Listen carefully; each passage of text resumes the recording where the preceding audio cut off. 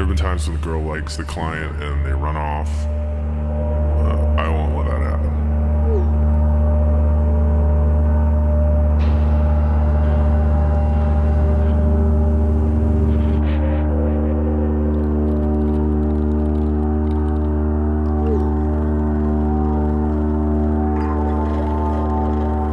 Men think they can do whatever they want with her. It's all about the money. Violence is the only thing that works. It's all about the money.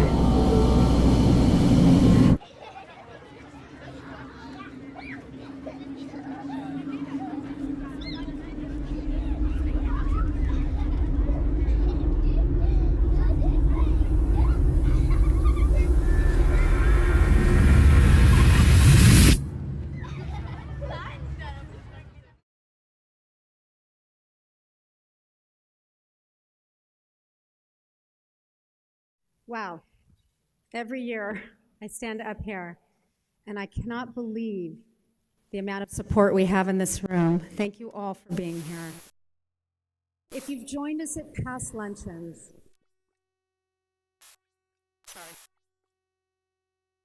then you know that this is not your typical luncheon. Let's face it, the issue of sex trafficking is not an easy one to take in. And as you just witnessed in that video, we are sharing with you for the very first time some of the raw language and techniques that real traffickers and buyers use to recruit innocent children. We have made the careful and intentional decision to share this content because we feel it's important to give you a window into the harrowing reality that our children face when they are in the life as it's known in the industry. This is a hard topic to discuss, and yet we pour our hearts into it every single day. Understanding the reality of sex trafficking and the impact it has on children, we cannot afford to look away. My name is Patty Fleischman, and I'm one of the founders of Stolen Youth. 7 years ago, myself and 12 women learned about the shocking epidemic of global child sex trafficking. Concerned that this was happening in our backyard throughout our city and state, we launched Stolen Youth with the imperative to end this corrosive abuse of our youth. As I stand up here today, nothing is more meaningful and heartfelt than looking around and knowing that together we are all making a huge difference.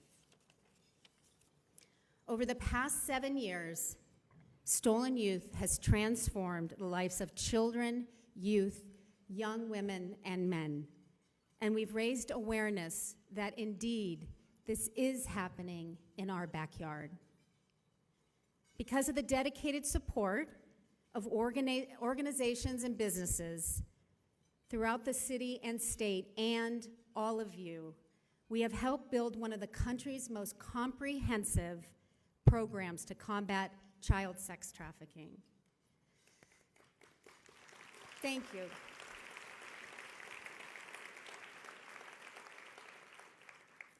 And as we continue to expand our reach, we become increasingly more hopeful with each youth served and each life transformed. Our work at Stolen Youth is truly a model for the rest of the country. You may have seen recently the campaign launched by the Port of Seattle, the City of Seattle, Sound Transit, and King County throughout SeaTac Airport, providing detailed information on how to stay safe and report sex trafficking. This helps increase awareness of this issue and reduces trafficking in the region. Another very important partnership we have is with the Seattle Hotel Association, who is helping us raise awareness and has chosen Stolen Youth as their beneficiary for their fundraising efforts in the next 3 years.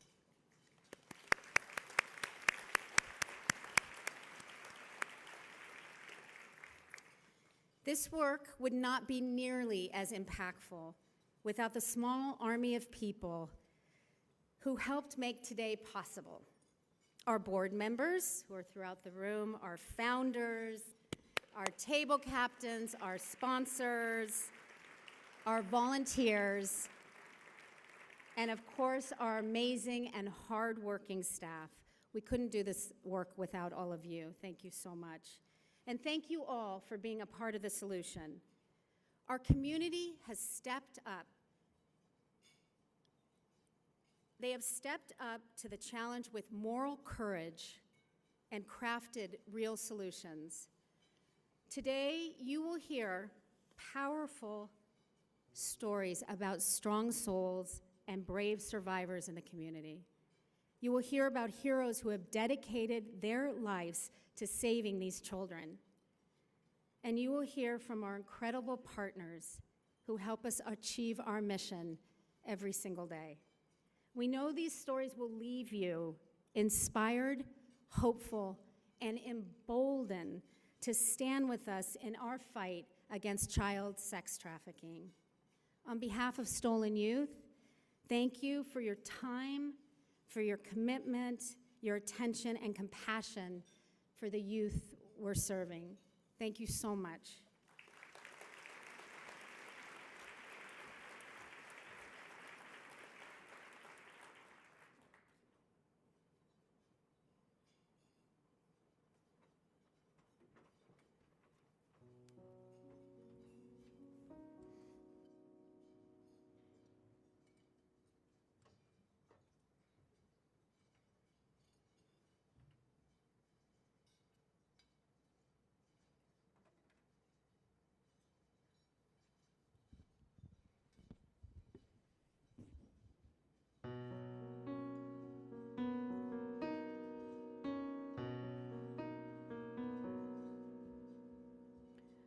My daddy was a superhero with arms for wings. He would throw me in the air to fly. He was everything. He'd take me for a drive and my heart would sing. He'd say, baby, tell me which way to go. My voice big like a king.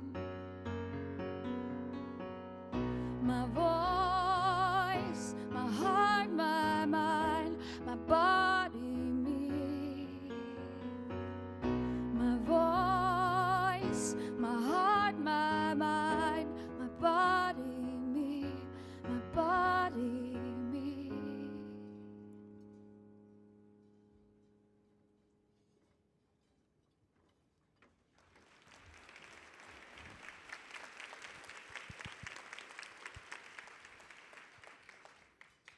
I loved school.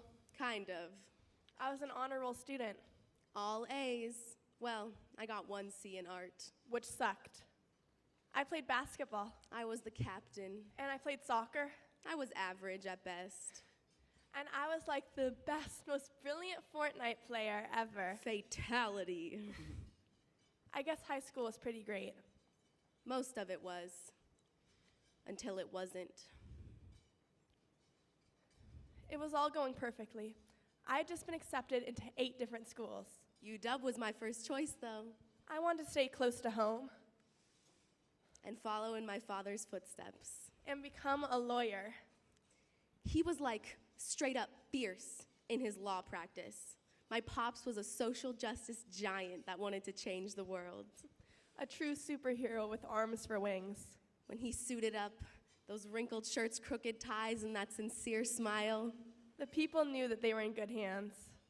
he only took cases that aligned with his core values, which was like, boom, I got so much love and respect for that man. You just don't know.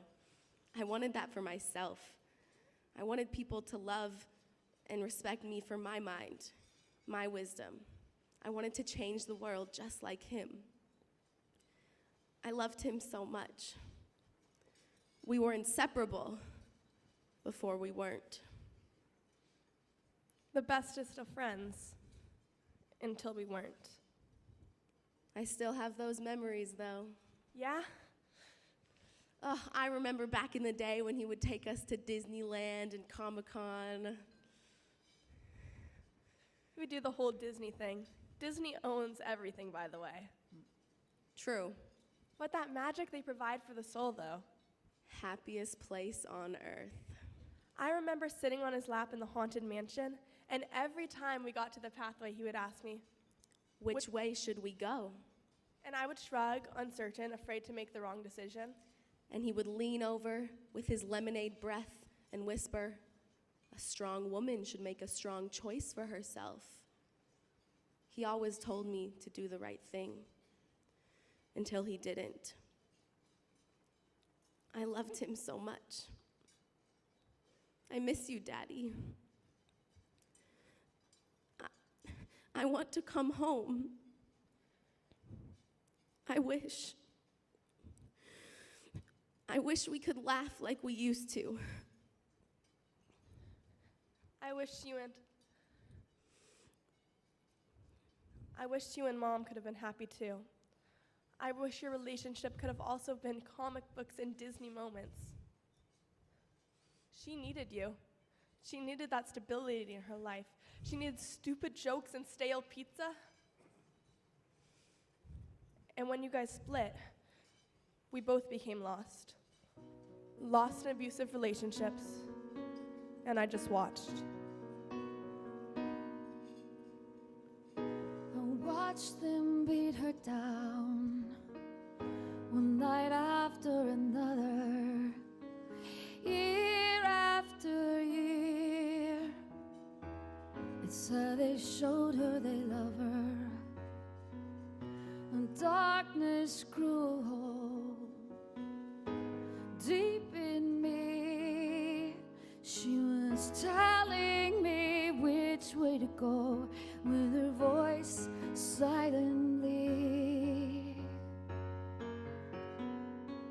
Her voice, her heart, her mind, her body, me.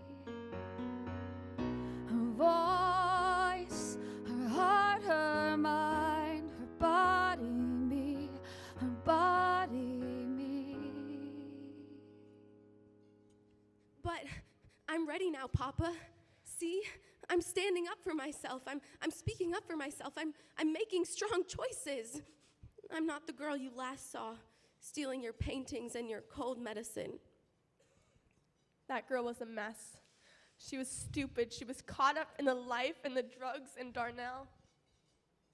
And I know you warned me about Darnell. And I know it didn't even make any sense that I was so drawn to him because he wasn't even my type. I mean, he was goofy. Kind of nerdy.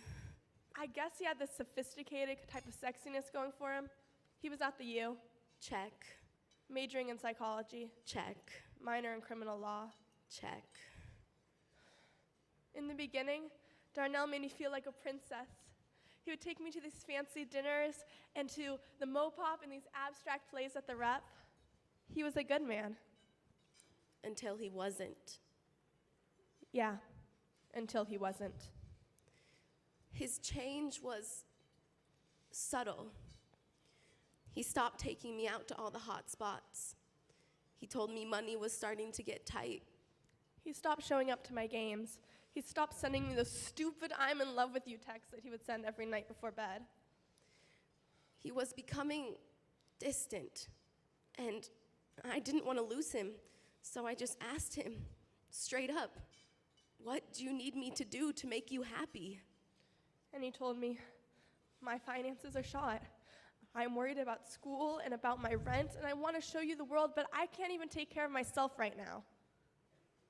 He looked into my soul, desperate, begging, and I wanted to give him anything he wanted. So I did. He told me he had an idea about how we could make money. He kissed me and told me I was beautiful and told me anyone would pay anything just to have 10 minutes with me. So his roommate paid $176 to have 20 minutes of my time. He He told me that he loved me and that I had saved his life and that he would never, ever ask me to do anything like that again. Until the following week, when his sister needed a present for her birthday. So I slept with some of his friends from his psychology class, and I earned enough for a bike. She never got the bike.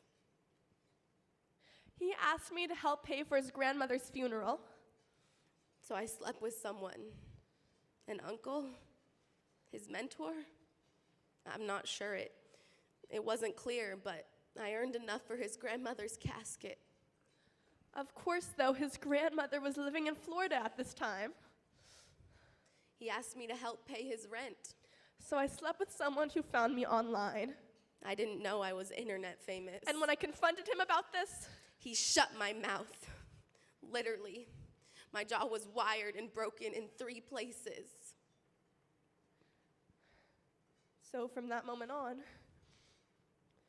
when he told me to do something for him, I obeyed. When he told me to put on makeup and look pretty, I obeyed. When he told me to do his homework, I obeyed. when he told me to quit the basketball team, I obeyed. when he told me to stop talking to my friends, I obeyed. when he told me that I couldn't go home anymore, I obeyed. when he told me to stand there on that cold corner with no coat on and to make that money, I obeyed. When he told me to sleep on the floor, I obeyed. He loved me a million ways.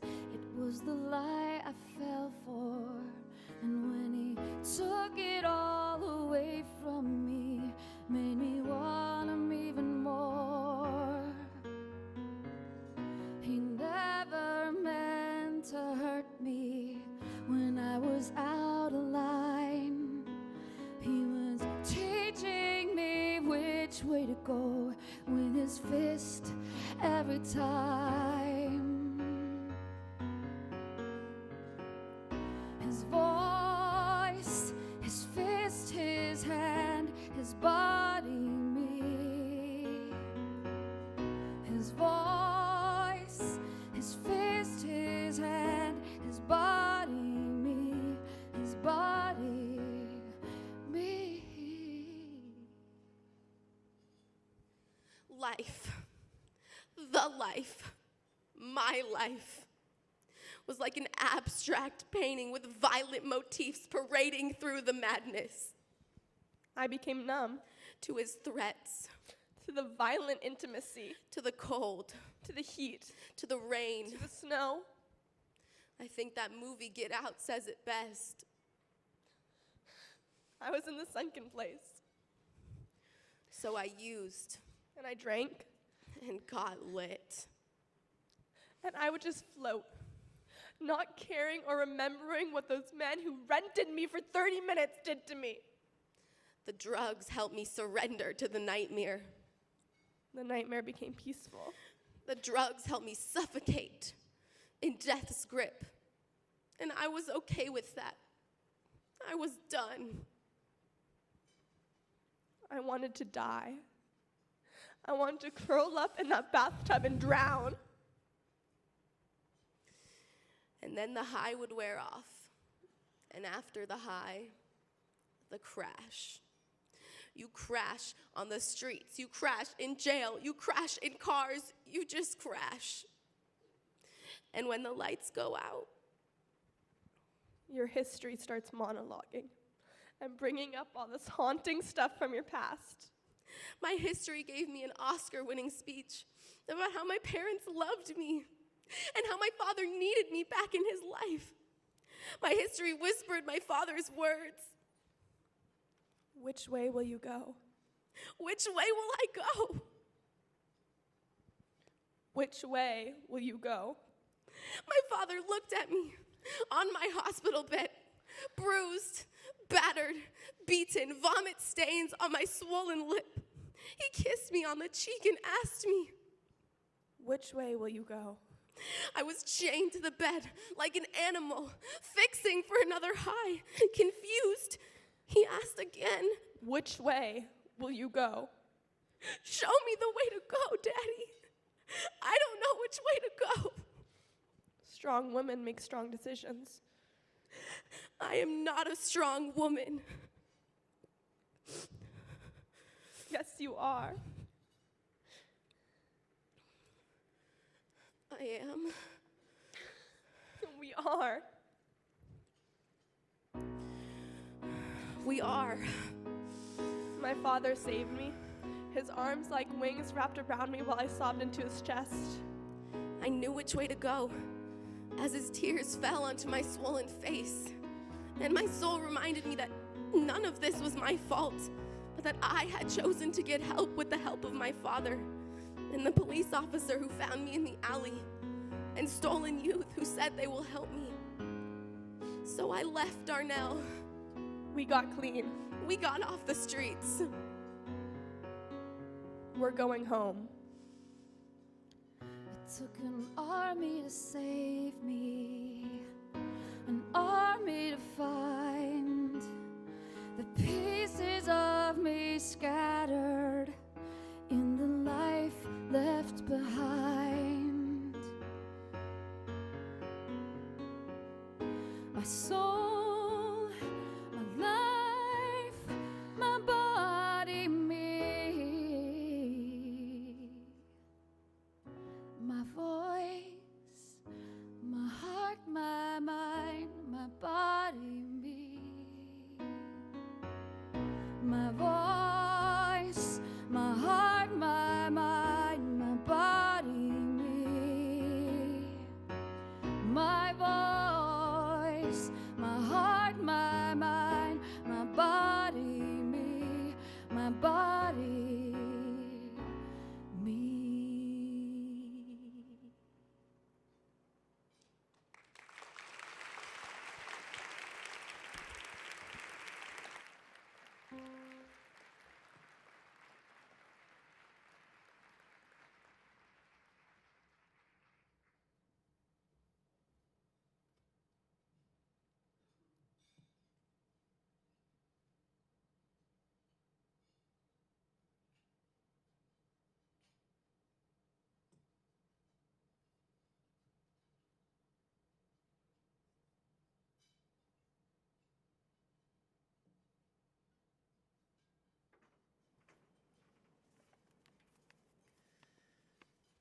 Good afternoon. I find that both beautiful and terrifying. Can we get another round of applause for that beautiful piece of art?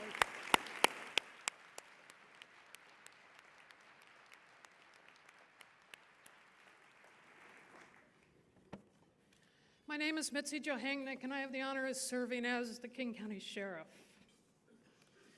I want to thank Stolen Youth for putting on this today and allowing me to come speak about what we've seen in law enforcement and what we're doing to try to help bring a close to any more youth's lives being stolen by others. So thank you so much. And there's nothing more important to me than protecting children and youth. I was born in 1959 in King County in a very different time. I was raised in the South End in Burien, Washington, long before we had an internet, Craigslist, and a place called Backpage, where children were bought and sold for sex. I'm grateful I grew up with a loving family and where my parents gave us unconditional love and a warm embrace every night. As you know, not every child grows up in a safe environment, and throughout my law enforcement career, I've seen it firsthand, and it's heartbreaking.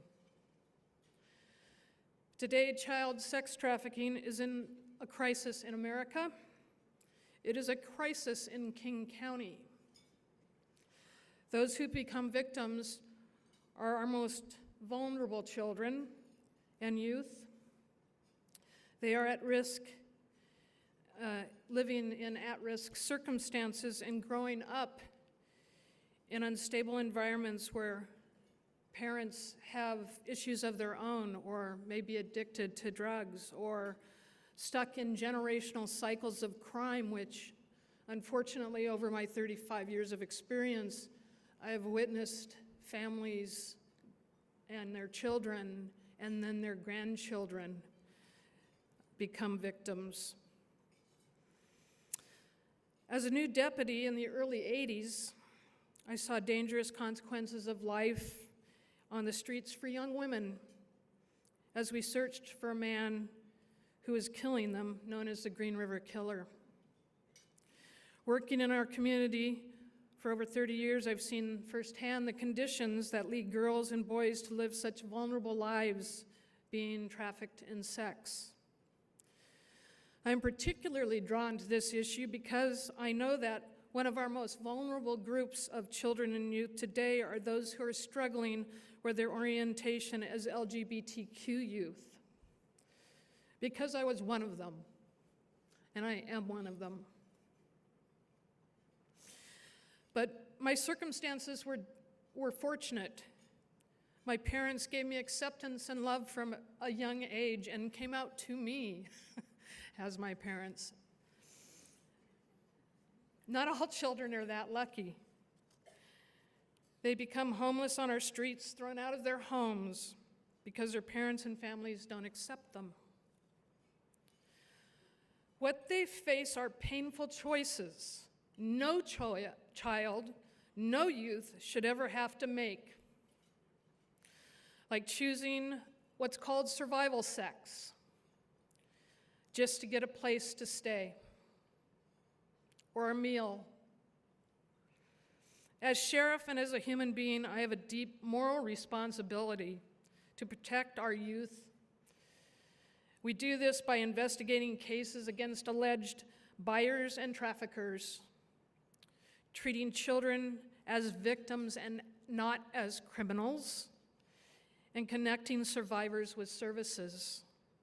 Earlier this year, we arrested a local King County employee for allegedly grooming his underage babysitter and later trafficking her.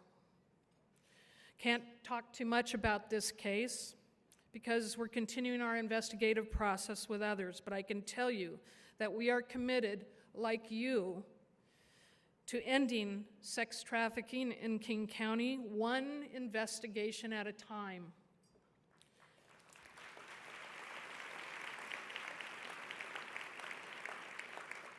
I stand with my tireless detectives, and they put in some long hours, and deputies and staff and other agencies as we work collectively together to put the criminals behind bars and the children in a place where they deserve to be, in a safe and loving environment where they can live in safety and dignity. I thank you for this opportunity to be among so many wonderful people who give so much each and every day. There's a piece that law enforcement does, but there is this greater piece that we as a community must do to ensure that the lives and the youth of many are not stolen at such an early age. And I thank you for your support, and I thank Stolen Youth.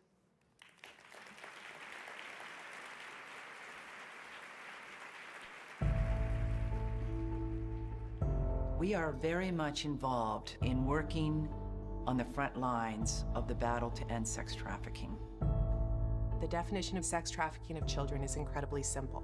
It's any time anyone purchases somebody under the age of 18 for a commercial sex act. So that's anytime somebody pays a child for an act of sex, or somebody gives a child drugs or an illicit substance, or they give a child a place to stay for the weekend, or even if they give the child a sandwich. It can be survival sex, in which the young person is doing anything they need to get by, having sexual encounters for food, shelter, clothing.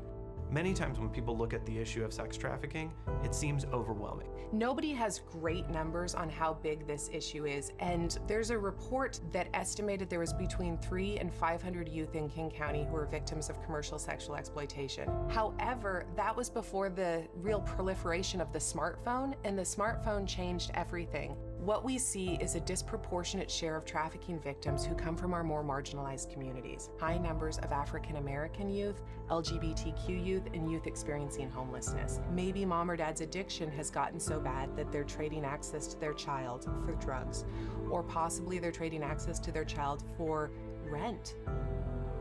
If you have someone who's researching, dabbling, thinking about buying sex from someone who might be a kid, the intervention could be much lower, and that's where technology comes into play. These chatbots have intervened with 17,000 sex buyers already, which is an incredible scale. But if we want to systemically change the situation and end trafficking, we need to confront the demand for commercial sex from children. In the Men's Accountability Program, called Stopping Sexual Exploitation, it's a 10-week program that starts off with one-on-one sessions where our facilitators get to talk with these guys about what's going on with them. And so when that transformation takes place, and 95% of the guys, even in anonymous surveys coming out of our program, say they don't expect to buy sex again in their life. And when you have defense attorneys and spouses of people contacting you because the sex buying program that their partner or their client has been through has been so influential in their life, you know you're doing something right.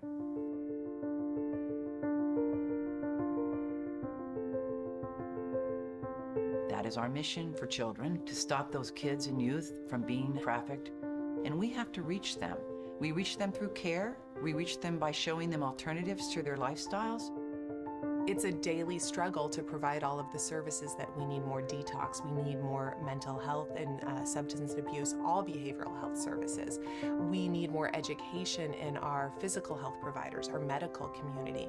Stolen Youth is this incredible force in our community. Everywhere I go in the country that people say, oh wait, you have all of these advocates for victim services, you have these educational programs, you have ways to engage businesses. How did you do that? And when I say, well, there's this group of folks called Stolen Youth, other cities say, we want that. For the past 20 years, we have worked with a variety of different beneficiaries to help raise money and awareness for their causes. We selected Stolen Youth because we believe that child sex trafficking is a very real problem in Washington State and wanted to be a part of solving that problem. We are a city that aspires to both greatness and goodness. We are only as strong as our weakest link. And many will not be able to look at this problem without turning away. And while many say it's a very hard problem, I know it to be a very heart problem, where if we extend ourselves with compassion to pull these kids out of the cycle of violence and addiction and vulnerability, that we can do some real good. With your help, Stolen Youth is changing lives throughout Washington State. Through our coalition partners, we're funding programs, services, and advocates that have helped over 600 child sex trafficking victims and referred them to services, disrupted more than 10,000 online transactions by sex buyers, educated more than 300 men who were offenders. And Stolen Youth has supported the healthcare initiative to train emergency health professionals on how to recognize child sex trafficking. I want to thank each and every one of you for being here today to help us in our battle to end child sex trafficking in our city, in our county, and across our state. It is the human rights issue of our time. We can end this together with your collective support, our voices gathered together to say, not one more child, not in our backyard. Thank you.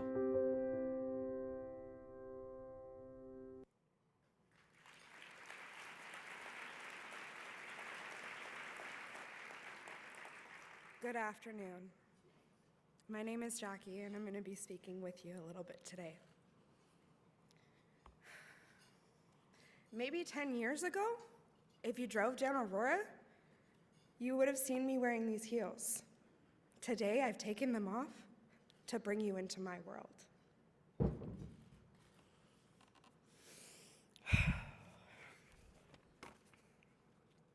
Neglected, unseen, alone, scared, unloved. These are all words that come to my mind when I think back to my childhood. Mine was a childhood of deep pain for me and for my mother, who is here with us today, and it's her first time seeing me speak in public. So thank you, Mom, for being here. I love you.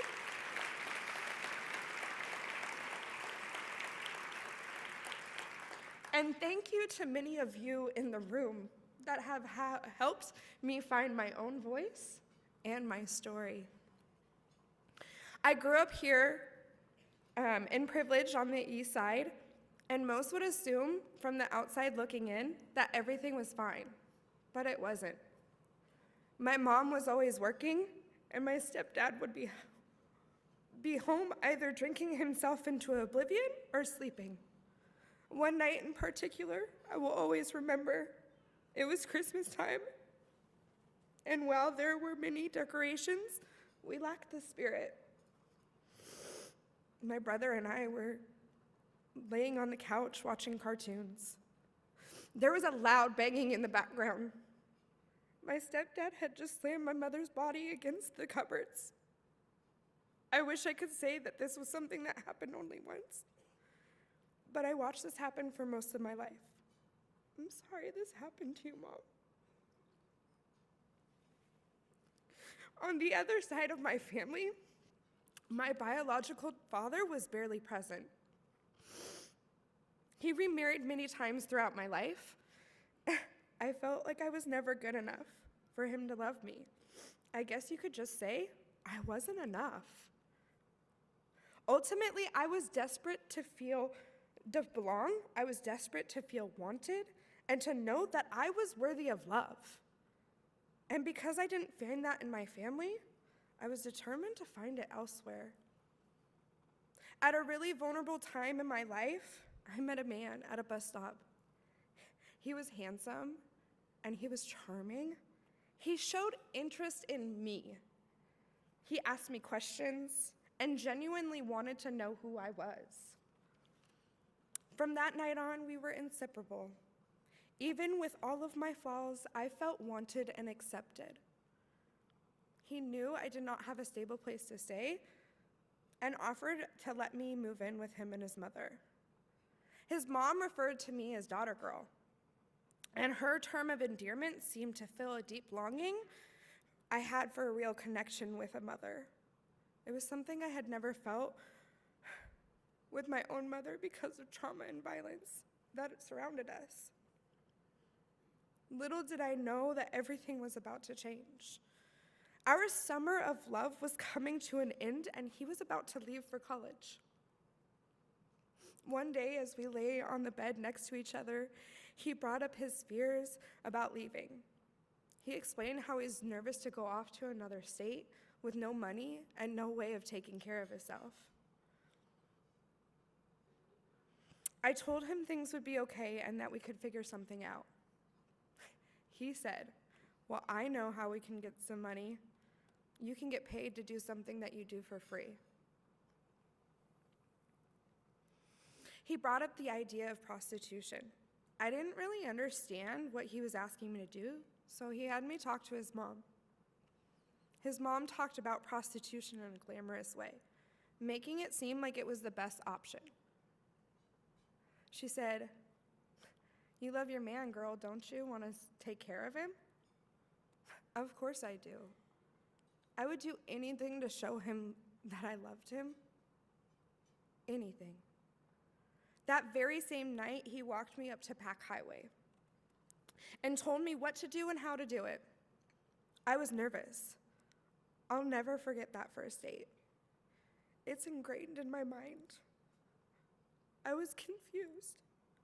How could the man that I love want me to be doing something so intimate with someone else? I felt disgusting. That one date turned into thousands of dates a year to make money for a man that I loved.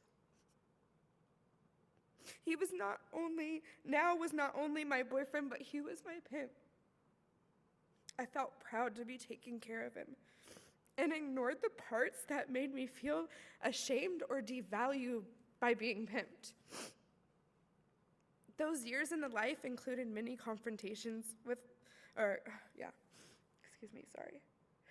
Those years in the life included many confrontations with law enforcement.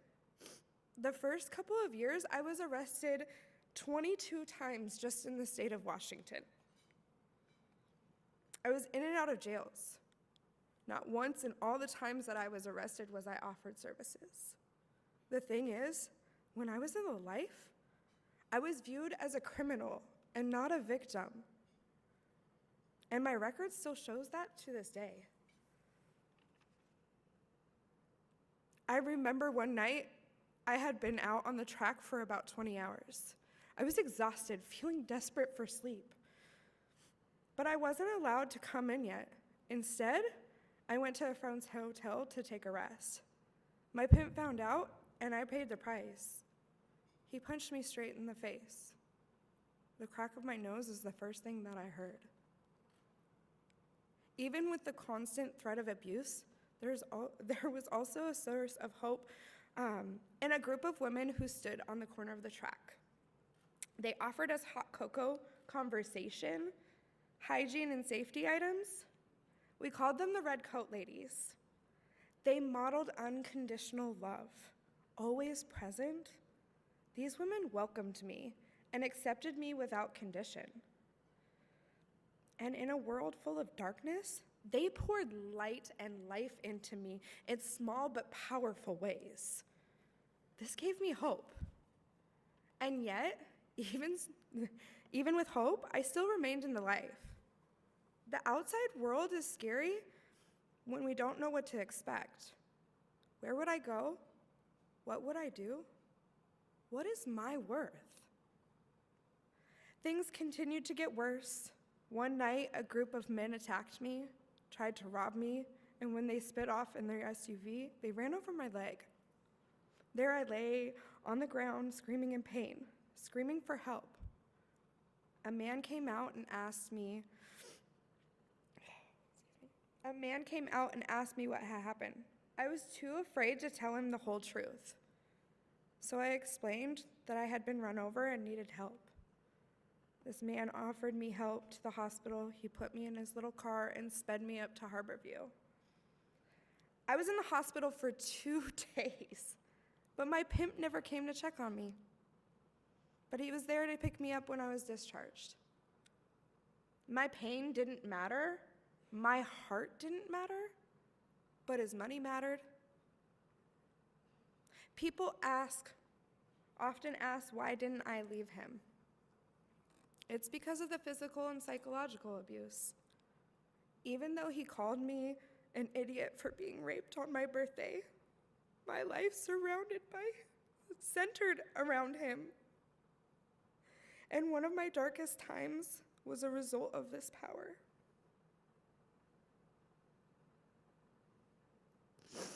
It was a time when any hope that had been building disappeared.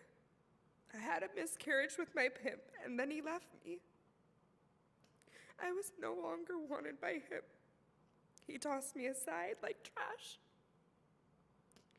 It confirmed my deepest fears that I was not worthy of love.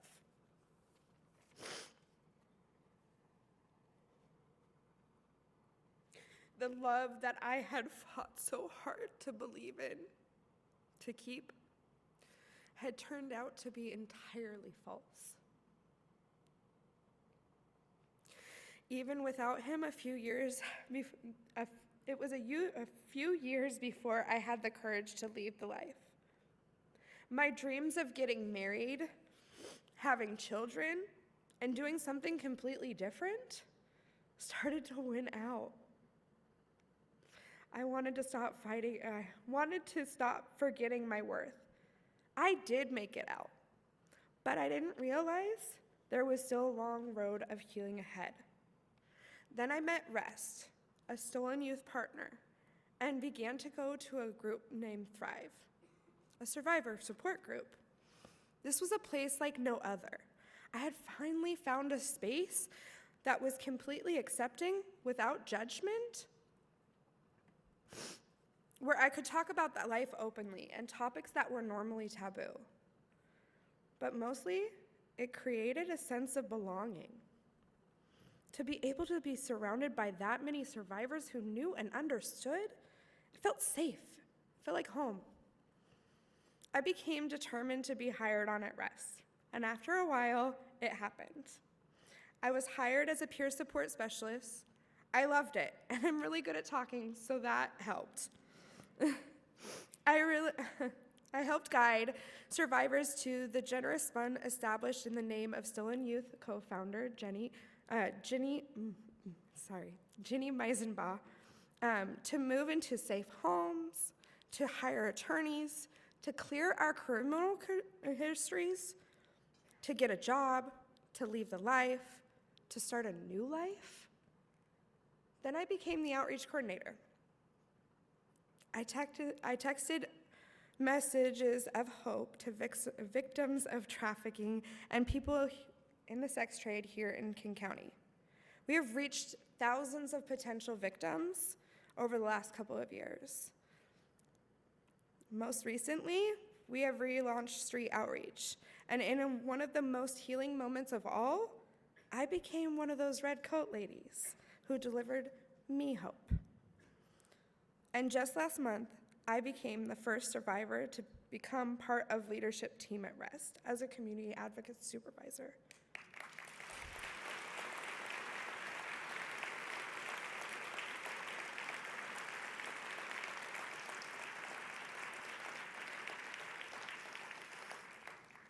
I am no longer a victim. I am a survivor.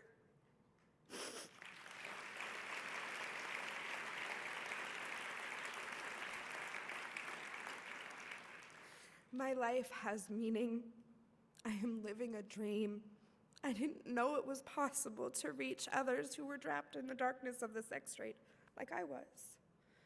Without Stolen Youth, many of the organizations doing the work on the ground wouldn't have a safety net. Because of Stolen Youth, we are seen. We are not alone. This is because of all of you. I'm a success story. I am empowered. I believe in my capacity to change lives, and with the support and guidance of many mentors, I changed mine. And now I inspire and encourage others to take steps to reach their goals, to leave their traffickers, to do the hard work of facing trauma, and to heal. Healing takes a long time when you've experienced what I have. This healing comes from a place of acceptance, belonging, and knowing you are worthy of love. I have not only been blessed to know this healing personally, I am even more blessed to carry it forward. I deserve to be loved. You deserve to be loved. Thank you for being a part of my journey.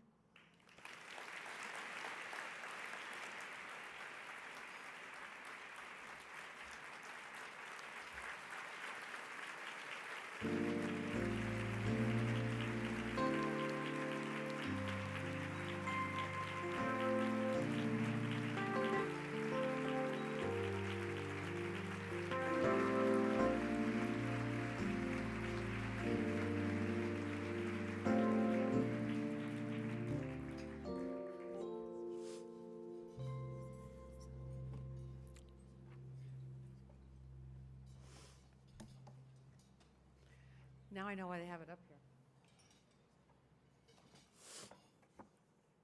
Good afternoon, everyone. I'm Sherry Schultz, and I want to thank all of you for being here today. I want to take a special moment to say thank you to Jackie for sharing her story with us. It's not easy to get up in front of 1,000 people and share that intimate moment in your life. I know I speak for everyone, Jackie, in saying that you are an incredible inspiration.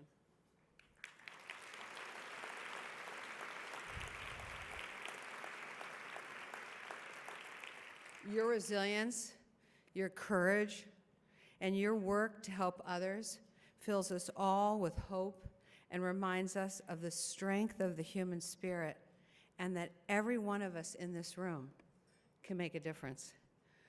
I'm so proud of you, and I'd be proud to call you my daughter and my friend.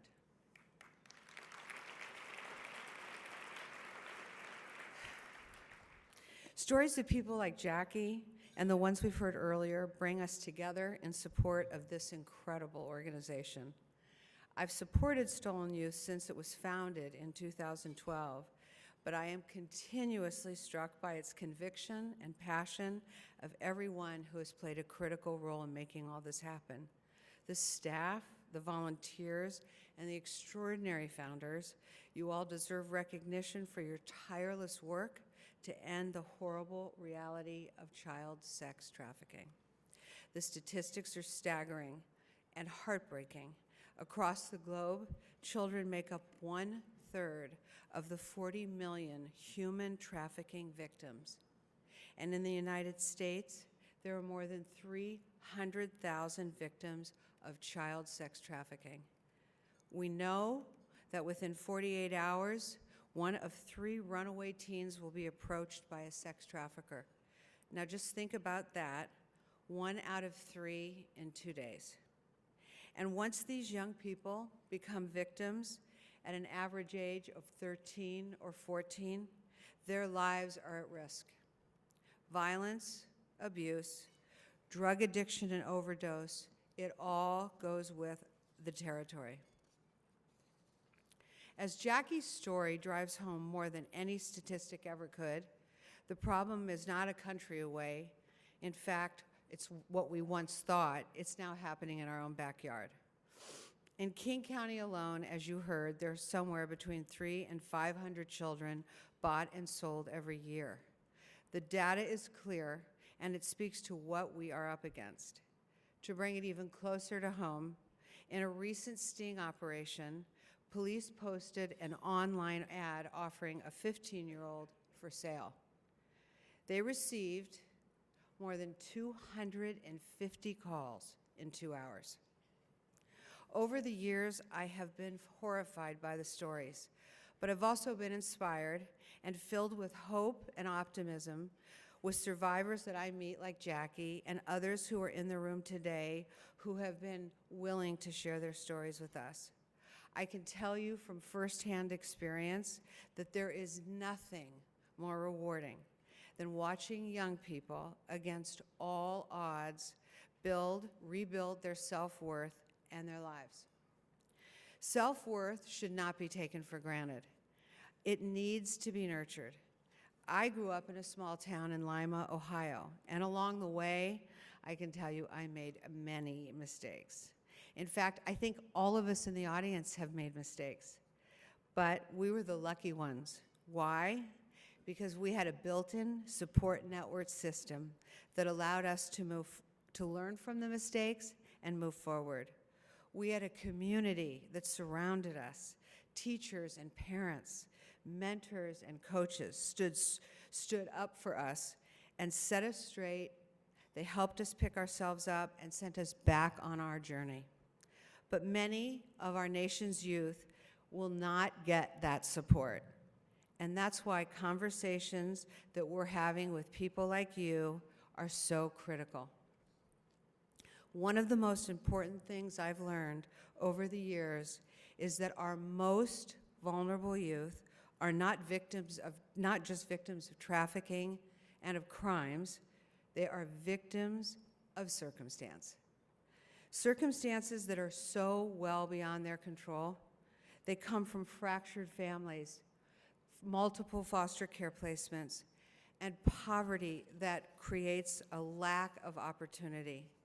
I've spoken with so many of these kids who have never, not once, had someone tell them that they believe in them.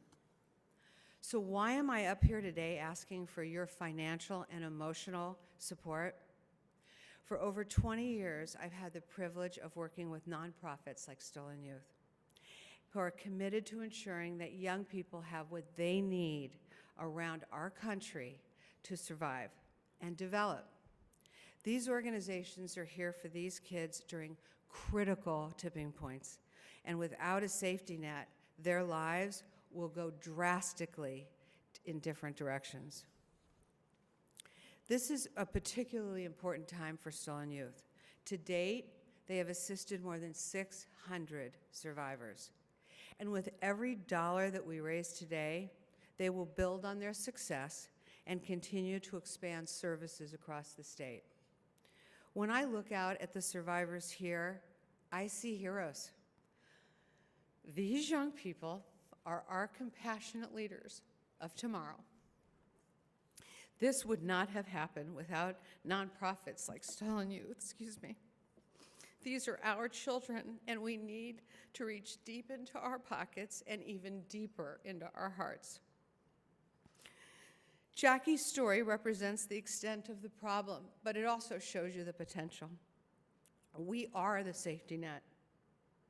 Thank you for being here and helping us send a clear and vital message that we will not tolerate one more child being bought and sold.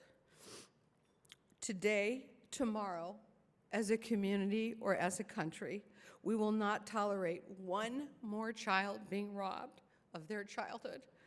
Not in our city, not in this country, and not on our watch. Table captains, could you please pass around the donation envelopes? Thank you all so much. I'm sorry I'm so emotional, but it touches home. Thank you for your generosity and all the time to come here today and to celebrate this incredible organization.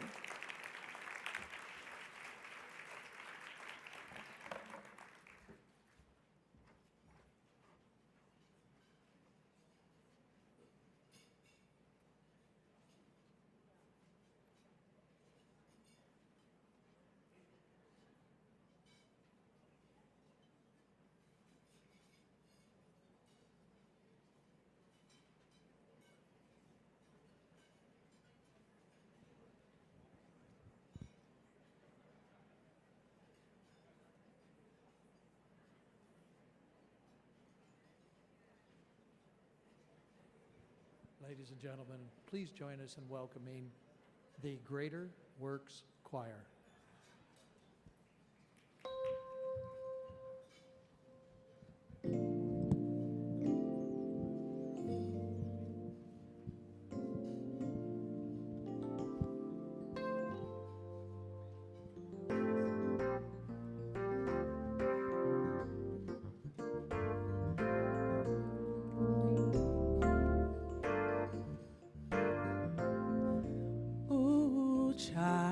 Things are gonna get easier. Ooh, child, things will get brighter. Ooh, child, things are gonna get easier. Ooh, child, things will get brighter. Someday, yes, we'll put it together and we'll get it all done. Someday, when the world is much brighter. Someday, yes, we'll walk in the rays of the beautiful sun. Someday, world is much brighter. Ooh, child, things are gonna get easier. Just you wait and see, things will get brighter. Baby boy, I said, things are gonna get easier. Baby girl, things will get brighter.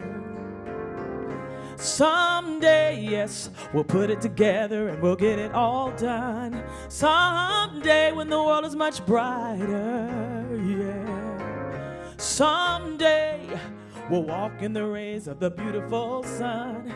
Someday when the world is much brighter. Hey, well, if you're tired of the crying, come on. Come on. And if you're tired of the fighting, come on. Come on. And if you're tired of people dying, come on. Come on. Come on. Come on. Now, if you're tired of the fighting, come on. Come on. Everybody in the room, come on. Come on. Every boy, every girl, every man, every woman, come on. Come on. Come on. Come on. Someday. Someday. Hey, someday. Someday. When the world is much brighter. Someday. We'll walk in the rays of the beautiful sun. Someday. Someday. When the world is much brighter. Said someday. Someday. Hey, we'll put it together and we'll get it all done. Someday. When the world is much brighter, much brighter. Someday. Someday. We'll walk in the rays of the beautiful sun. Someday. Someday. When the world is much brighter. Whoa, someday. We'll put it together and we'll get it all done someday. Someday, when the world is much brighter. Whoa, whoa, whoa. Someday, we'll walk in the rays of the beautiful sun someday. Someday, when the world is much brighter, it will get better, get better. It will get better, better. It will get better, better, better, better. It will get better, 'cause God is in control.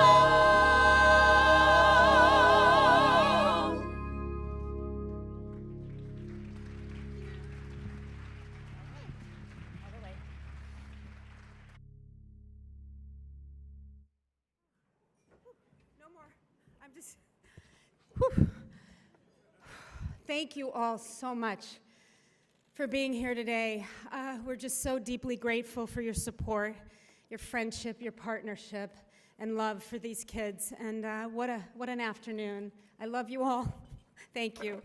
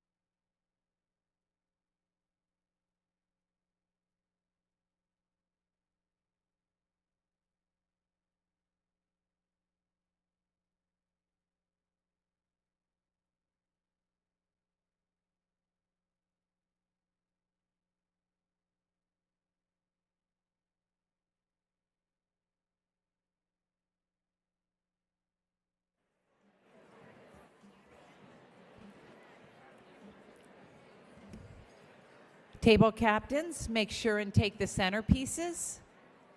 Please take the flowers with you.